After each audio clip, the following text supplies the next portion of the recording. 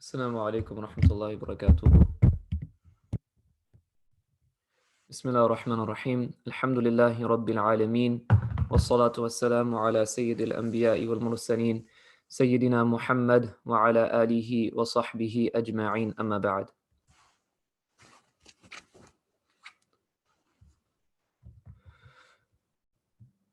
Inshallah, today we will look at some verses from the 15th juz of the Quran.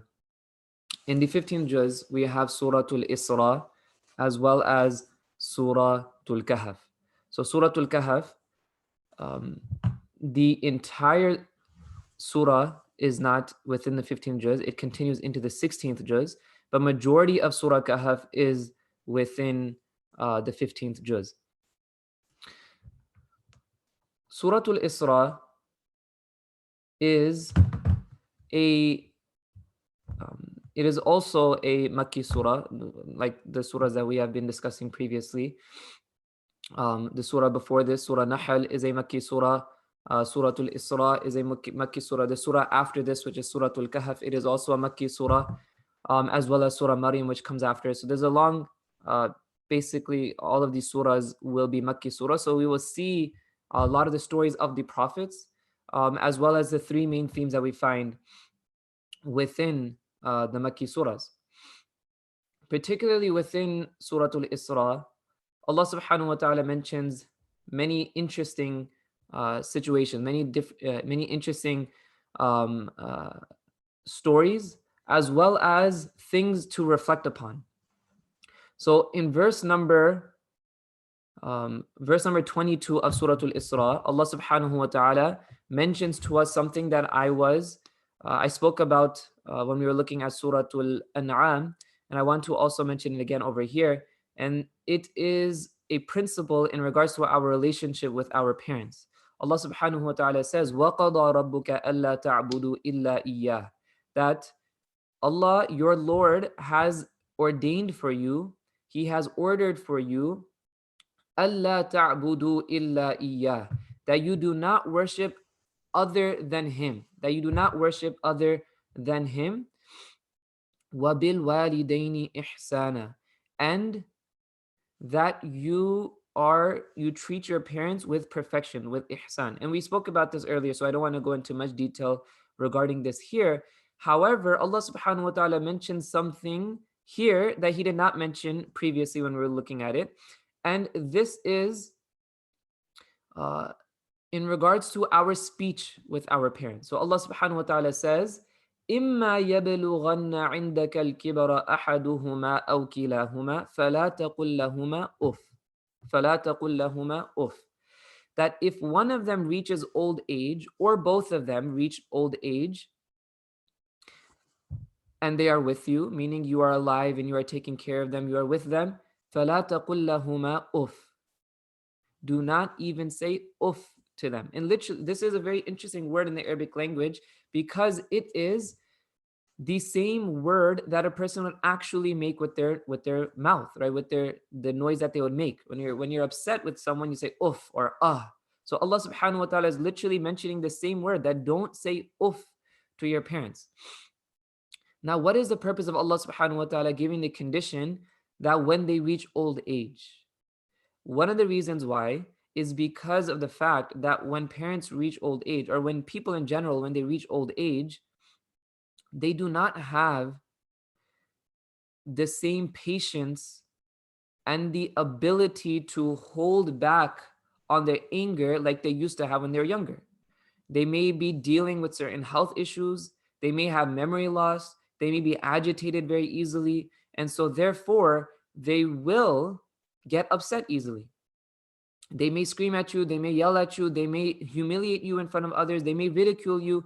But Allah subhanahu wa ta'ala is saying that in this old age, make sure to have extra patience. Do not even say uff to them. Which means, obviously, that when they're in a younger age, then even more so, a person can never speak back to their parents. A person cannot say something mean or upsetting or rude to their parents. Yes, you can correct them if they're doing something wrong with love and affection and with wisdom. You can correct your parents. Yes, that is absolutely true.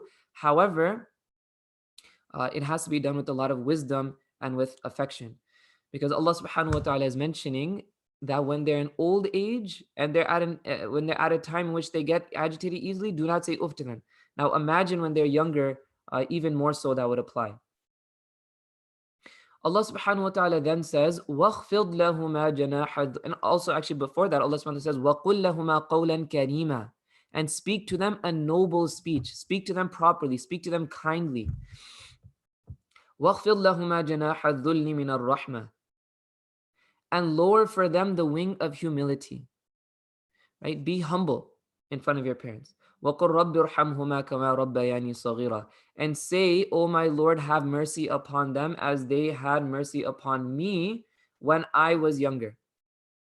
When I was a young child, obviously my parents had mercy upon me. They were nice to me. They were kind to me. They took care of me no matter how upsetting or how much I would bother them or how much I would cry. They would always take care of me. So in the same way, O Allah, have mercy upon them, like the same mercy that they had upon me. Now contrast this with the way that people usually are nowadays, right? The way that people act with their parents is very unfortunate. That we're very particular about the way that we interact with our boss and our colleagues and our friends, as I mentioned several days ago. But when it comes to our parents, we will say whatever comes to mind, or when we're upset, we might yell at them or scream at them, or we may say something very upsetting or very rude to them. We don't think the same way that we do when we're talking to our friends. We don't want to hurt our friends. We don't want to hurt our colleagues. So we'll think 3-4 times before we speak to them in a bad way. But when it comes to our parents, as soon as we're upset, we say whatever we want. So Allah subhanahu wa ta'ala is mentioning here the importance of, number one, having patience with your parents, and number two, speaking to them properly and making dua for them, number three. So may Allah subhanahu wa ta'ala make that easy for us. Now, I want to couple that with another point that I also mentioned several days ago, which is the importance for parents to realize the responsibility that they have been given. Allah subhanahu wa ta'ala does not put them in this situation where they have such a lofty status without any responsibility, right? Rather, the reason why they have such a lofty status and important status is because of the responsibility that they're given, and that is to guide their children onto the straight path. In the same way that we want to do all of our acts of worship with ihsan, with perfection, when we pray to Allah subhanahu wa ta'ala, we want to make sure that we are praying in a way that is pleasing to Allah. We want to make sure that we are reciting with proper tajweed, we are doing proper ruku', we are doing proper sajda, we are reciting the proper du'as. When we're going for hajj, we want to make sure that we are fulfilling all of the rights of hajj properly. When we give zakat, we learn the rulings of zakat. The same way that we're doing we want to perfect our acts of worship when it comes to these 5 pillars of Islam. We should also understand that raising children is also an act of worship. The way you raise your children, the way you speak to them, the way you do their tarbiyah is an act of worship. So you want to do that with ihsan as well. You want to do that with perfection.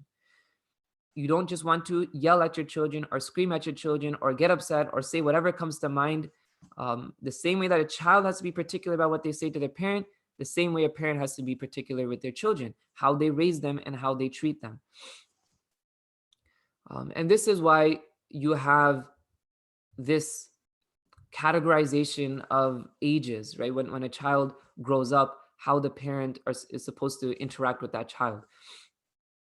So, we have advice given to us by the scholars that when a child, when they're a young child up until the age of 7, you treat them like, a king or a queen or a prince or a princess, right? You give them whatever they want. They're a young child, it's okay. You do their tarbiyat, you teach them those things that are important, don't lie. You teach them, don't hurt others, all of these important qualities, but you let them get away with things. They're a young child. But then from the age of 7 to 14, that is when the tarbiyah is very important, and you should be a little bit more strict when it comes to making sure that they pray, when they fast, that they get into the habit of fulfilling the ahkam of Allah subhanahu wa ta'ala before they reach the age of puberty, which is around 14 years old. So from 7 to 14, it changes from more of a relationship of giving them whatever they want to more of a relationship of you have to learn, you have to be fulfilling your rights. You have to be doing what you are told to do. And then after, and of course that also is done with love and affection as well. But then afterwards, when they after 14, after the age of puberty, you really don't have much control over them, much right over them, right? This is their teenage years. Not only Islamically are they considered an adult, but even culturally, children mostly rebel at that time, or it's not very easy to tell them what to do at that age. They will do whatever they want to do. So that is why at that age, it is important to be more of an advisor to them, and to allow them to tell you their problems, to speak to them openly. They shouldn't be scared that I'm going through a problem at school, or I'm having this difficulty, this difficult situation. My parents are the last person I'm going to go to. No, rather you should be the first person that your child comes to, right? So from 0 to 7, up until the age of 7, it's more of a give them whatever they want type of relationship. From 7 to 14, it's the tarbiyah time. And from 14 onwards, it's the time to be an advisor and a counselor. And this is what Deen teaches us. When we move on, some verses in Surah Al-Isra, Allah subhanahu wa ta'ala tells us a very important principle when it comes to protecting ourselves from haram. Allah subhanahu wa ta'ala mentions in ayah number 32, Allah subhanahu wa ta'ala says, وَلَا تَقْرَبُوا الزِّنَا. In these verses, they're very beautiful verses. Allah subhanahu wa ta'ala is mentioning a lot of ahkam on this page of the Quran. This ayah number 32, a couple ayahs before and a couple ayat afterwards, Allah subhanahu wa ta'ala mentions a lot of rulings. So in the previous verse, Allah subhanahu wa ta'ala actually says, وَلَا تَقْتُلُوا أَوْلَادَكُمْ خَشْيَةَ إِمْلَاقٍ. Do not kill your children out of fear of poverty. Do not kill your children out of fear of poverty. What does that mean? I spoke yesterday about how in Jahiliyyah, they used to kill their daughters, right? When they would look at it as an aib, they would look at it as something bad, as something humiliating.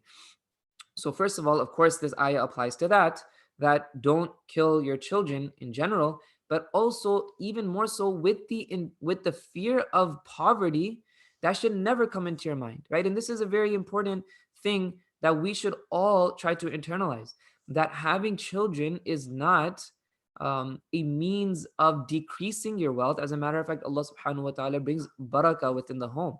And so this is applicable both after the child is born, right? Definitely don't kill them, don't get rid of them just because you fear that you are going to be poor. But also, this ayah is used to show that abortion is impermissible as well. That when this is one of the main reasons why why people abort. Of course, there are other reasons as well.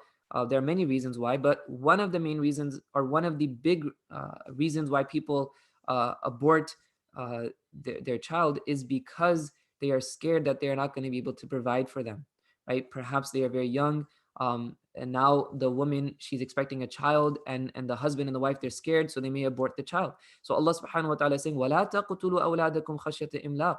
Do not kill your children out of fear of poverty. نَحْنُ نَرْزُقُهُمْ وَإِيَّاكُمْ. We will provide for them. Allah ta'ala is saying that I will provide for them and you. Who's providing for you? Where are you getting your money from? Of course, you are being provided for by Allah subhanahu wa ta'ala. The same way your children will be provided by Allah subhanahu wa ta'ala as well. In the next verse, Allah subhanahu wa ta'ala tells us, وَلَا تَقْرَبُوا الزِّنَا. Do not come near, do not come close to zina. This is very interesting for those who have a background in Arabic, or are familiar with Arabic, or students of the Arabic language. They know that the way that you would just command not to commit zina would be وَلَا تَزْنُوا. Right? Allah subhanahu wa ta'ala could have just said وَلَا تَزْنُوا, don't commit zina, but Allah subhanahu wa ta'ala does not. Rather, Allah subhanahu wa ta'ala says وَلَا تَقْرَبُوا الزِّنَا. Do not come near zina. Right? It's one thing committing zina, right, which is obviously a sin. It is very clearly understood. This was understood from obviously the Meccan days. This wasn't a hukum that was mandated in Medina, that zina is impermissible. Rather, very early on, zina was impermissible. So the Prophet ﷺ taught this to the Sahaba radiallahu anhum understood this. But Allah subhanahu wa ta'ala, so in this verse, Allah subhanahu wa ta'ala is not saying don't commit zina. That's clear. That's obvious. The Sahaba knew that. Allah subhanahu wa ta'ala is saying do not come near zina. Do not even come close to those avenues that would lead you to fornication or to adultery. Right? And what are those ways that lead a person to commit zina? The eyes and the ears. The eyes and the ears, these are the two main pathways to the heart. These are really the only pathways to the heart. That when a person sees haram, they will be inclined to committing haram. If you don't see haram, if you don't see, if you're controlling your gaze, if you're controlling yourself from bad thoughts, from looking at things that are impermissible, then naturally your heart will be free from these thoughts. Likewise, if you're listening to things, if you're listening to inappropriate thing or music, and oftentimes it is very common, obviously, that music nowadays is very sexual in nature. So if you're listening to these things, then obviously you're going to be inclined to doing these things as well. So Allah subhanahu wa ta'ala is saying, وَلَا تَقْرَبُوا, don't even come close. If you know that you're going to be in a situation or that your friends are going to be doing something that will lead you to committing haram, do not even come close to that. Do not even come close to that. And that is a prime principle that we should live by. You know, it's like sticking your finger into a socket, right? You might get shocked, you may not get shocked. Right? If you stick your finger into the socket in the wall, into the electrical socket, you might get shocked or you may not. But why would you even test yourself? Why would you put yourself in this situation that you could get shocked? In the same way, we have to be very mindful of the things that we let into our heart, of the things that we look at. We may be or let our guard down and think, you know what, it's not that big of a deal. I'm just looking at things. I know that I'm not attracted to this particular individual, but you never know. Allah, shaitan might put that thought into your heart. You may get shocked by the electrical outlet. In the same way, you don't want to let your guard down. Deen teaches us to be careful, to live our lives in a way in which we have taqwa of Allah subhanahu wa ta'ala, and we try to refrain in whatever way we can from committing sins. And those avenues, we stay away from those avenues that will lead us to committing sins. Allah subhanahu wa ta'ala in verse number 48 mentions a very interesting passage of how the disbelievers, they disbelieve in the notion or in the fact, in the reality that we will be raised on the Day of Judgment. So Allah subhanahu wa ta'ala says, وَقَالُوا أَإِذَا كُنَّا عِظَامًا وَرُفَاتًا أَإِنَّا لَمَبْعُوثُونَ خَلْقًا جَدِيدًا. This is ayah number 49 in Surah Al-Isra. Allah subhanahu wa ta'ala says that the disbelievers, they say that when we are bones, after we die and we're buried in the ground and we're now bones, right? We're going to be disintegrated into the ground. وَرُفَاتًا, and we are just crumbled pieces, right? After a while, when you bury the body, eventually it just disappears into the ground, right? It becomes bones and little in pieces, crumbled pieces. So they say that when we're in this state, إِنَّا لَمَبْعُوثُونَ خَلْقًا جَدِيدًا, will we be brought back into a new life? They're saying this mockingly, right? Like, is this really what you believe? That after we die and we are no longer flesh and bones, we literally are just going to become part of the soil, you're claiming that we are going to be raised on the Day of Judgment? Allah subhanahu wa ta'ala, look how he answers. قُلْ كُونُوا حِجَارَةً أَوْ حَدِيدًا. Right? Be stones or steel or iron, right? Whatever. Forget if you were crumbled pieces or if you were bones. Even if you were made out of stone, قُلْ كُونُوا حِجَارَةً, even if you were a stone or if you were made out of iron. أَوْ خَلْقًا مِمَّا يَكْبُرُ فِي صُدُورِكُمْ, or a greater creation in your mind, or whatever metal, or the strongest or the hardest stone in the world, whatever you can imagine, right? Just regardless of what state you are in, you will be raised on the Day of Judgment. فَسَيَقُولُونَ مَنْ يُعِيدُنَا. So then they will say, okay, well, who will resurrect us? Who is going to bring us back to life? If you're claiming this, then who's going to bring us back to life? قُلِ الَّذِي فَطَرَكُمْ أَوَّلَ مَرَّةٍ. Say, the one that originated you the first time. Where did you come from? Where did we come from? We came from nothing. So Allah subhanahu wa ta'ala is saying the one who brought you to life out of nothing is the one who's going to bring you to life once you are disintegrated into the ground, into the soil. فَسَيُنْغِضُونَ إِلَيْكَ رُؤُوسُهُمْ. Then they will shake their heads, right? They'll mockingly, they'll just shake their heads. وَيَقُولُونَ مَتَاهُ. When will this be? قُلْ عَسَىٰ أَن يَكُونَ قَرِيبًا. Say that perhaps it may be very soon.